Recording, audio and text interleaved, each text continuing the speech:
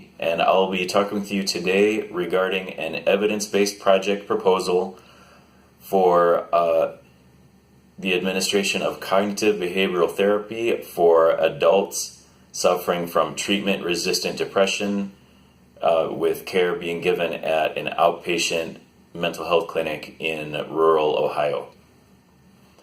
Treatment-resistant depression is a chronic condition where a person has depression, is prescribed antidepressant medication for that, takes it correctly and fully, but does not have a significant alleviation of depressive symptoms, usually defined as a reduction of at least 50% in depression, as measured by a depression scale such as the Hamilton Depression Scale that I'm using for this project proposal. Depression in the United States is a major problem. Some statistics differ, but the ones that I found stated that between 10 and 15% of Americans suffer from a major depressive episode every year. And of those, about half of the people seek treatment for it, and which is almost always through receiving antidepressant medications.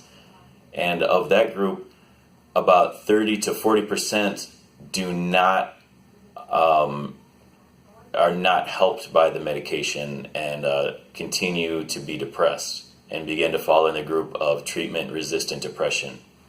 So that is the group of adults that is the target of our study, and the purpose of the project is to help these adults suffering from treatment-resistant depression who are receiving care at the rural side community healthcare outpatient mental health clinic in rural side Ohio. Our goal is to help them receive this treatment of cognitive behavioral therapy and enjoy a significant reduction in their depressive symptoms.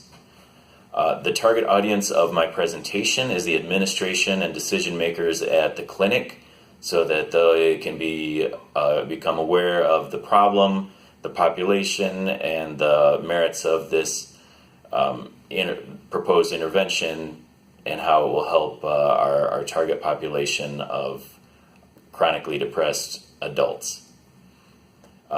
This has significance to advanced nursing practice, as psychiatric mental health nurse practitioners will be the ones who identify the adults who are not responding to their treatment for depression, and then will be able to prescribe them the cognitive behavioral therapy intervention that I'm proposing.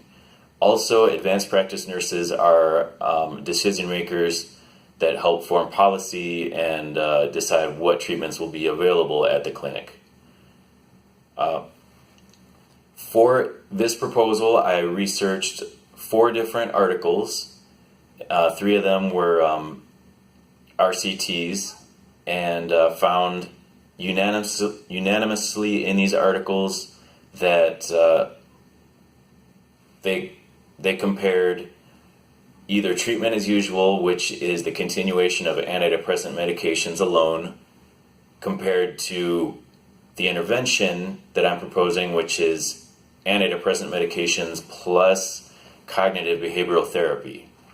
All of these articles found that there was that there was a major advantage to offering cognitive behavioral therapy in addition to the antidepressant medication, that the adults who received the combined therapy improved at a much higher rate, and they found it to be acceptable to the population. They found it to be cost effective because of the reduction in disability.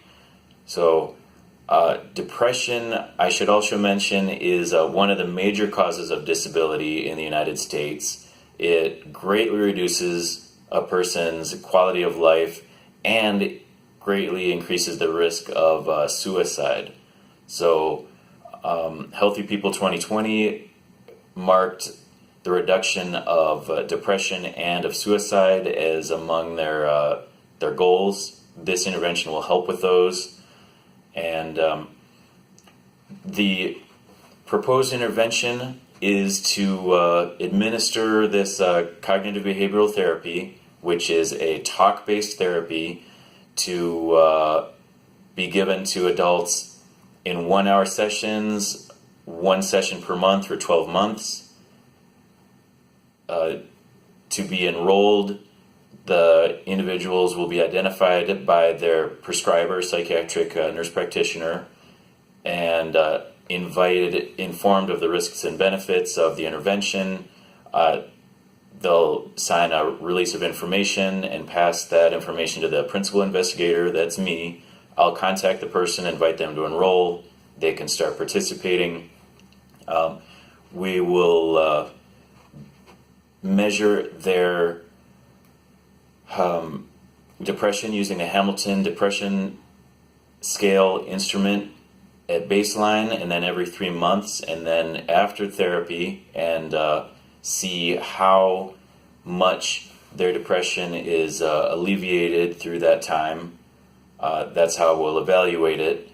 One little bit more about cognitive behavioral therapy, for those not familiar, it is a talk-based therapy where people identify thought patterns which are not healthy, maybe not accurate, and can be contributing to their depression, and they're able to change some of those thought patterns for healthier ones that will lead to healthier and more positive and reality-based thought patterns.